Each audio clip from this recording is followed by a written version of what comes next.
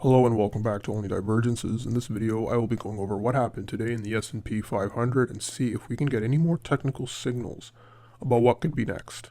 But before we get into it, I really want to thank you, the viewer. Last Friday, I asked you to help me get to 200 subscribers, and you have already got me well past that, so thank you for helping me grow from the bottom of my heart. If I could get to 250 by the end of the week, that would be fantastic. So if you want to help me at this early stage, join me by smashing that subscribe button like so many of you already have. I post daily updates on the S&P 500 outlining the objective unbiased technical parameters and potential when I see it, and on weekends I update individual stocks that I am tracking. I also take requests, but please, no penny stocks. A reminder, this is not investment advice nor a solicitation to buy or sell any securities. I am not an advisor, just a regular guy that likes finding patterns wherever I can see them. If you watched my videos from the weekend and also my Friday video, which you can watch by clicking the link on the top right here, then you should know overall what I'm expecting this week. But just to summarize, I was looking for the potential for an inverted head and shoulders pattern playing out here, but I want to go deeper here. So as always, we start off in the weekly time frame to provide context.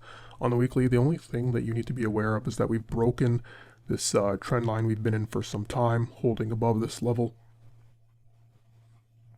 And you can see on the MACD that after being positive and high for some time, it's now pointing down with a strong negative histogram here. But it doesn't look like the this move lower is complete, you know. You can't really make the strongest argument that this area right here is presenting a relative bullish pattern, at least on the weekly. On the daily, we can see the break of the trend a little better. Remember, it was what was the 50-day moving average. You can see this held very well, small exception, perfectly held for most of the year. And then once we broke below it, we were in a different situation, so to speak. And that's what I'm really arguing here. But there was also another trend that goes all the way back here. See this line? That held from the first bounce post-COVID. The election, pullback in March, May, all the ones over the summer, and now it's broken down. So you can see that we're now in a different sort of, I want to say time zone, but that's not really what I mean. We're just in a different environment as this strong uptrend has now been compromised. We did have some bullish divergence here, right? You had a low and a low, but notice it wasn't really daily bullish divergence because it's not objectively what we would call bullish divergence, but we did move higher. But we note that it's failed to follow through. And the move today is particularly concerning, but it is in line with the pattern that I saw potentially playing out. But I do have to say something about that, about this inverted head and shoulders. So just to remind you, the potential that I saw was something like this. We have the left shoulder, bounce, head, right shoulder. And I was looking for something like this, and then we would expect this. So this is a head and shoulder pattern, inverted head and shoulders pattern. So first and foremost, and this applies to regular head and shoulders patterns as well, the inverted head and shoulders pattern in technical analysis is known as an ending pattern. What that means is that you should expect to see that at the end of a move, particularly a move lower. It basically signals a bottom, just in the same way that head and shoulders signals a top. Now that very well could be the case here. And, you know, the correction can be over, but I'm not as comfortable with that. Generally, generally you don't see inverted head and shoulders at the bottom of a correction. You see it at the bottom of a longer term low. So we have to be sober when we make a determination here. Okay, one easy way to look at this is that we either are going to hit new lows below this level here. We're going to come down and we're going to undercut this, or we are not going to hit new lows but reach a new all-time high, probably by means of this inverted head and shoulders. There's no other option, okay? Either new lows come first or new all-time high comes first. And when you think about that, ask if within the context of this weekly chart that I outlined and the larger trend break, is this 7% correction, is it enough to shake out all the weak hands? Is 7%, I think it's from here to here, is that enough? Is that a healthy correction? You know, everybody talks about, oh, well, this is a healthy correction, you know, rotation, etc. Is 7% healthy enough? And I'm not sure. And I'm not going to answer that, but I'll only take a quick look at the hourly time frame to see if we have any clear bullish potential, which again is the required element for going long. And right now I cannot say that with confidence we have an optimal pattern to go long. We can see the MACD here rolling over. Look at that. And in this video, I will only provide some minor analysis here on the hourly, and you tell me what you see. Okay. So we have this momentum pattern on the hourly right here.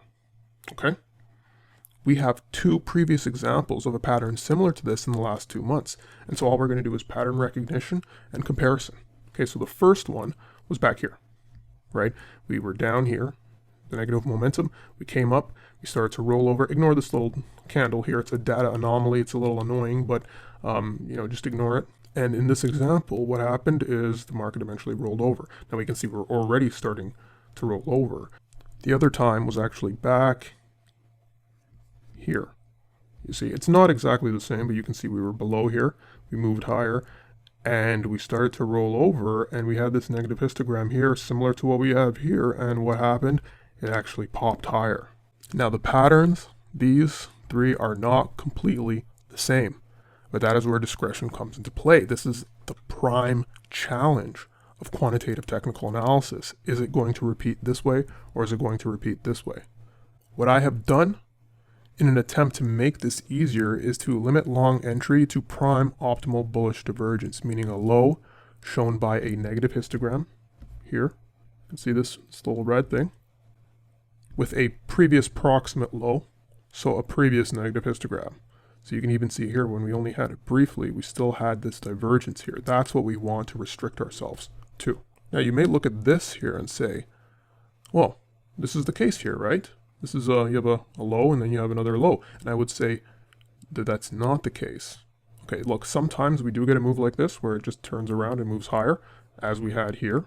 You know, it can happen very quickly. But in my opinion, you're taking a pretty big risk to go long here, even though there are some technicians which will point out that we closed this gap here, like we did. So some will say that this is actually where you go long and it continues higher. It's possible. It's possible. But again, we only want optimal entry, and if it does go higher and we didn't go long, then we're completely comfortable because we didn't lose anything. Now, right now, as I pointed out, we have run up into potential negative downward trend line resistance, right? So again, it's not perfect, and that's why I'm not 100% confident with it, because you generally want perfect tags, whereas this one came up a little bit. You'd have to move it like this. But it's still downward trendline resistance, and we've still been rejected. You know, if we just move this up here, we can still say we've been rejected 3 times. Here, here, and now here. And today's is significant because it shows, again, another lower low. So you have lower highs and lower lows. That's a downtrend, at least in the near term. But then it's also a downtrend in the long term because we have lower lows and lower highs. So overall, what I see is that this is not optimal to go long. And so, you know, sometimes you trade, sometimes you're patient. I think this is going to be one of those days where we want to be patient. Look, guys, I suspect this market will continue to be choppy. So stay safe out there, be nimble. You know, look at today, we gapped lower, then we popped higher, and now we are ending the day lower. Know what you are doing in these markets, and do not be afraid to set your ego aside, and also just watch from the sidelines. Again, thanks for watching and getting me above 200 subs. I'm so grateful for our little community and look forward to growing with you together. I will see you tomorrow after the close. Take care.